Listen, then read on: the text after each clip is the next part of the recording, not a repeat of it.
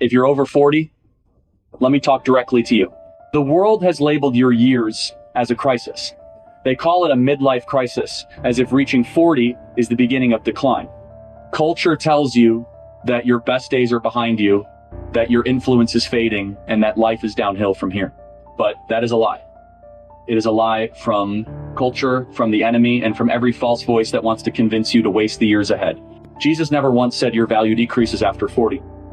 Instead, he said in John 10, I came that they may have life and have it abundantly, not just in your 20s, not just in your 30s, but in your 40s, 50s, 60s, and beyond.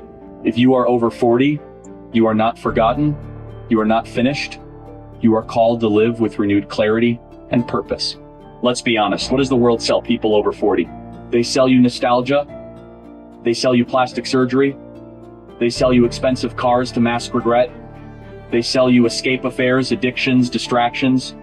They sell you the lie that chasing youth will satisfy a restless heart. But let me tell you, there is no car fast enough, no trip exotic enough, no relationship thrilling enough to replace the peace of Christ. The world says midlife is about crisis.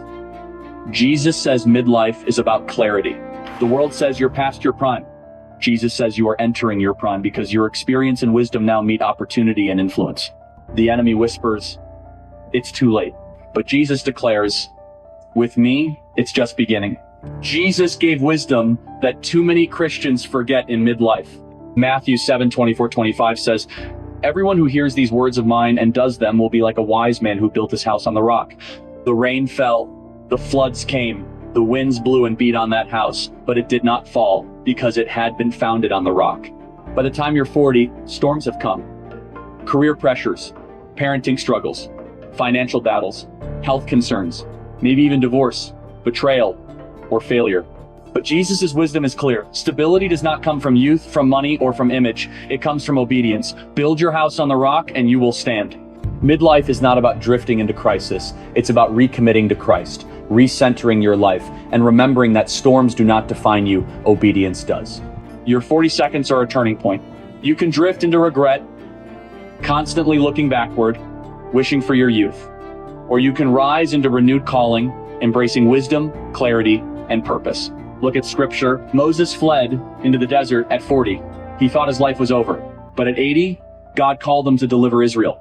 His midlife wasn't an ending, it was preparation. Caleb was over 40 when he spied out the land and declared, we can take it. He didn't see midlife as weakness, he saw it as strength. Even Jesus, in his 30 seconds, gave wisdom that would shape those who were older than him.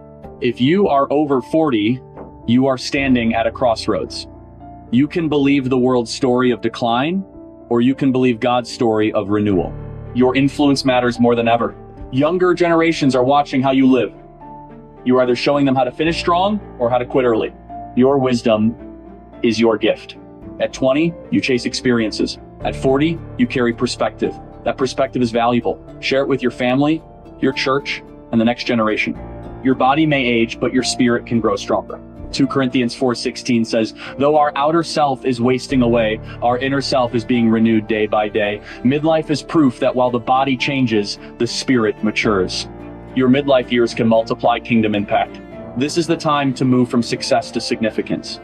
Not just building a career, but building a legacy. Midlife is not retirement, it's refinement. This is the season to lead boldly, to mentor, to disciple, to model faith for those coming behind you. Jesus' command to make disciples in Matthew 28-19 was not limited to the young. If you are over 40, it applies to you with even greater urgency. Why? Because you have walked through storms. You have scars, you have victories, and all of it can be used to strengthen others. Do not believe the lie that your time is over. Your greatest mission may still be ahead. So what does following Jesus look like in your 40 seconds and beyond? Reorder priorities. Christ first, family second, mission third, work fourth. Commit to daily discipline, scripture, prayer, worship. These aren't optional, they are lifelines. Invest in others, mentor younger believers, lead small groups, share your testimony. Release regret, stop living chained to the past. Jesus has forgiven it, walk in freedom. Pursue fresh callings. Maybe it's serving in ministry. Maybe it's starting a business that honors God. Maybe it's mission work. Your 40 seconds can be the launch pad for something new. Many Christians in their 40 seconds drift into passivity. They go through the motions, church on Sunday, work during the week, endless distractions in between. But drift leads to decay. If you don't fight for intentionality, you will coast. And coasting in the Christian life leads downhill. Don't coast. Don't drift. Don't let culture put you to sleep. Romans 13:11 says, "The hour has come for you to wake from sleep. For salvation is nearer to us now than when we first believed." Wake up.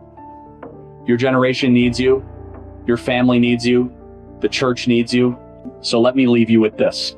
Christians over 40, you are not forgotten. You are not in decline. You are in your moment of greatest clarity and influence. The forgotten wisdom of Jesus is this: life is not measured by youth or by years. It is measured by obedience. Midlife is not crisis. It is calling. So rise up. Lead boldly. Mentor faithfully. Live intentionally. Show the next generation what it means to follow Christ, not just when you're young, but when you're seasoned, scarred, and strong in faith. If you are over 40, your story is not finished.